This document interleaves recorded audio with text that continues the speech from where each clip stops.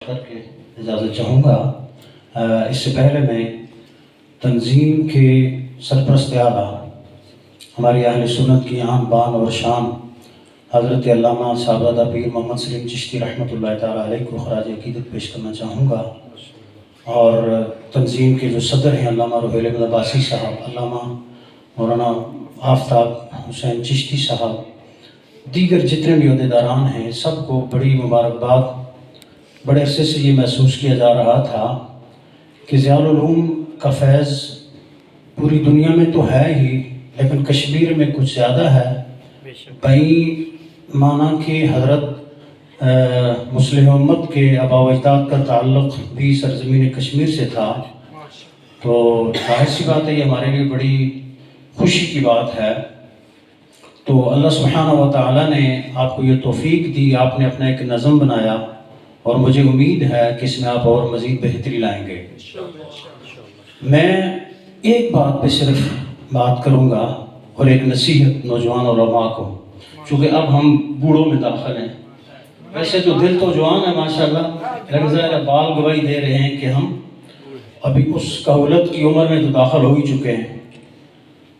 حضرت کی جو زندگی کی بات وہ یہ کہ علامہ ارشد زئی صاحب نے ایک بہت خوبصورت بات کی کہ استاذ وہ ہوتا ہے نا کہ جو ایک پتھر کو ہیرا بنا دے۔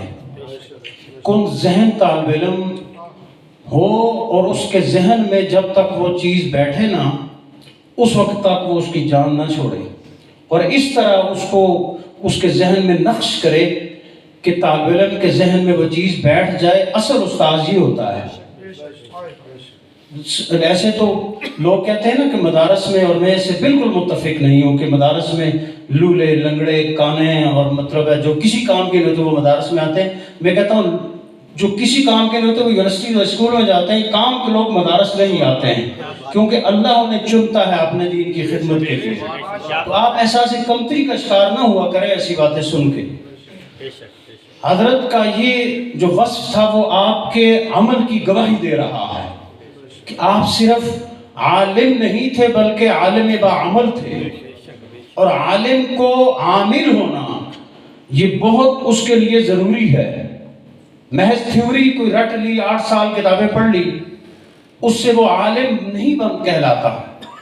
عالم تبھی کہلائے گا کہ جب قرآن مجید کی آیت کے مطابق انما یخشی اللہ من عبادہ العلماء کا وہ مصداق بنے گا، اس کے اندر خشیت الہی ہوگی، اس کے اندر تقوی ہوگا، اور یقیناً حضرت شیخ الحدیث اس مقام پہ فائز تھے کہ اللہ نے انہیں تقوی کی بلندیوں پہ رکھا ہوا تھا، تبھی آپ کے ہر طرح کے شاگرد آپ سے استفادہ کرتے تھے۔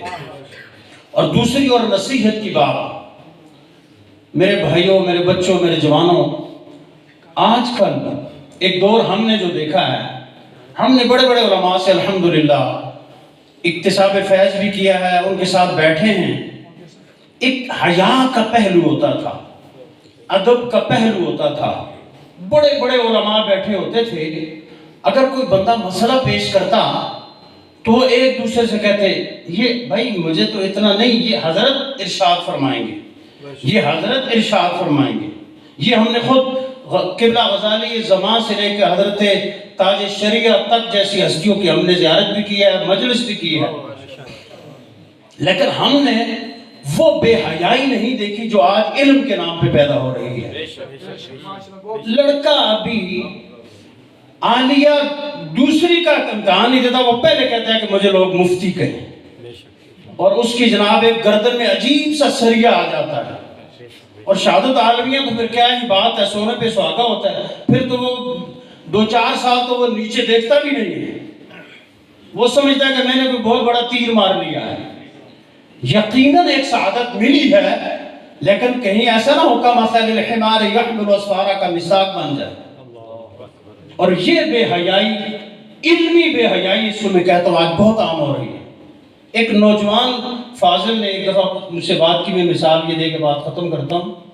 مجھے کہنے لگا حضرت میرا اکابرین سے اعتماد اٹھ گیا ہے۔